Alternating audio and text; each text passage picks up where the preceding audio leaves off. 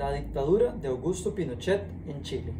Gracias a su liderazgo político y militar, Augusto Pinochet logró estar más de 16 años al mando de la presidencia de Chile. Durante su régimen militar se logró establecer una economía de libre mercado, lo que permitió que Chile se estableciera entre la economía mundial.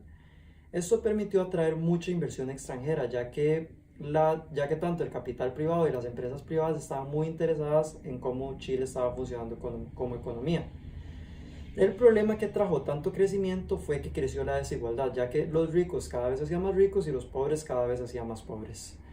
También hubieron grandes problemas con el gobierno de Pinochet, ya que él era constantemente acusado de corrupción y también se le acusaba de asignar puestos públicos a funcionarios que él simplemente los elegía por beneficio propio y no por el beneficio que podían traer al país. Para el año 1998 se le condena por sus delitos, tanto de entre ellos terrorismo internacional, torturas y desaparición de personas. Pinochet permanece en la cárcel y después fallece a los 91 años luego de solicitar un bypass en un proceso médico en un hospital. La guerra del fútbol. La guerra del fútbol fue un conflicto armado entre El Salvador y Honduras que ocurrió entre el 14 de julio y el 18 de julio de 1969.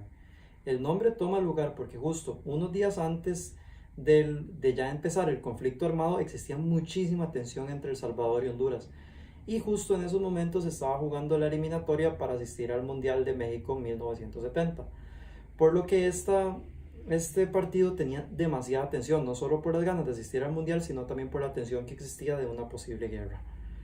Según reportajes, El Salvador fue el que hizo el primer ataque y lo hizo a la ciudad de Tegucigalpa.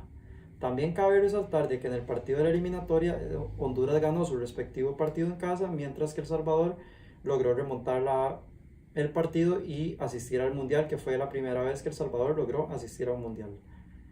Después también cabe resaltar de que hubieron entre 4.000 y 6.000 muertos, y esto solo tomando en cuenta a los civiles, no tomando en cuenta los militares que también perdieron la vida. Y también los reportes dicen que hubieron más de 15.000 heridos. La guerra finaliza 4 días después de su inicio con una intervención de la OEA. Origen y consecuencias de las maras en Centroamérica. Las maras surgen después de una huida de un gran grupo de salvadoreños debido a la guerra civil del Salvador en 1980. Después de esto, ya cuando ellos huyen, se van hacia la ciudad de Los Ángeles en Estados Unidos. Posterior a esto, ya cuando se apacigua un poco la guerra en su propio país, ellos vuelven a migrar hacia Centroamérica. Pero solo que esta vez muchos van bajo la condición de ilegales. Después de esto, bueno, tenemos de que muchos de los mareros están debidamente identificados en sus brazos con tatuajes, ya sea tanto con números o letras que van a significar tanto los bandos a los que pertenecen o la cantidad de delitos que han cometido. Casi siempre esos tatuajes en ellos van a tener diferentes significados y es muy común ver bastantes tatuajes en ellos. En el 2002 se registraron hasta 50 homicidios diarios en Honduras y Guatemala debido a los ataques de mareros. Nosotros en nuestro país, gracias a Dios, no tenemos tanta presencia de mareros. Sin embargo, el porcentaje en Centroamérica es una red criminal muy amplia.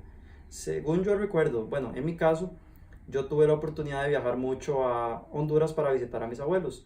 Y recuerdo más de un caso que tuvimos que salir del mall, o que simplemente nos decían, cuídense que llegaron los maras, y muchas veces había que tirarnos al suelo.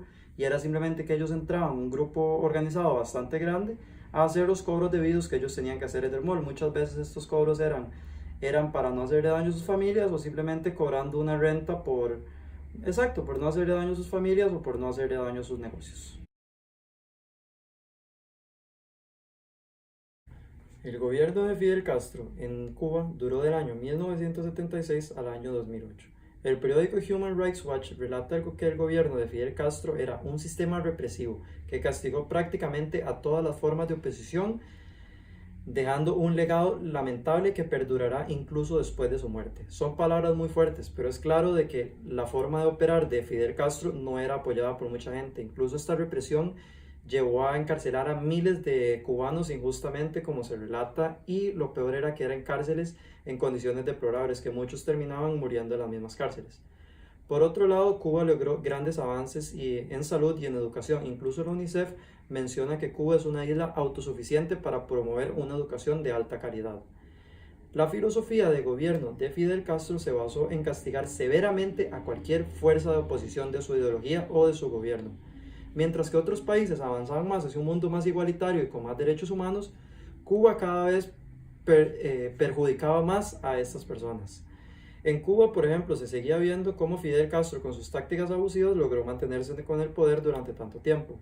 Durante su gobierno también se abusaban de muchos actos irregulares, como por ejemplo, se juzgó a muchas personas, periodistas o personas de Estados Unidos que llegaron a hacer trabajos ahí como opositores, y lo peor de esto fue que se les juzgó a puerta cerrada y se les pusieron muchísimos años de cárcel, que simplemente fueron jueces que sabemos de que tenían una gran influencia sobre el gobierno.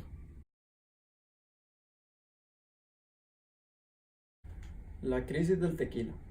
La crisis del tequila fue una crisis económica que atacó a México en el año 1984. Esta fue provocada principalmente por la falta de reservas internacionales y la gran devaluación que sufrió el peso mexicano. En principio el país no venía bien. Durante la presidencia de Carlos Salinas los gastos fiscales llegaron a su máximo histórico, enterrando aún más a México en su déficit. Y esto también mencionando los tesobonos. ¿Qué eran los tesobonos? Los tesobonos eran bonos pagados a corto plazo y fueron utilizados por el presidente Salinas en ese momento para financiar su gobierno. Cabe resaltar que estos tesobonos eran pagados en pesos mexicanos, por lo que la devaluación del peso mexicano afectó mucho los tesobonos y la falta de reservas de dólares no permitieron poder afrontar esto de la mejor manera.